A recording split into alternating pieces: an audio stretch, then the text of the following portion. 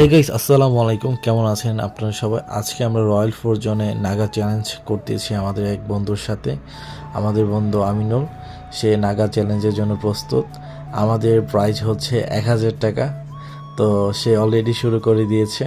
তো আসুন আমরা এই নাগা চ্যালেঞ্জটি উপভোগ করতে থাকি।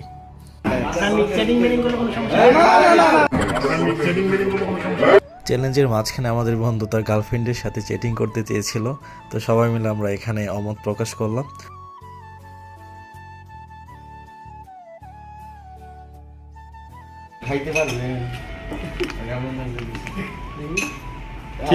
তো একটি কথা না বললেই নয়, আমাদের বন্ধু হচ্ছে মোটামুটি লেভেলের একটি পেটুক।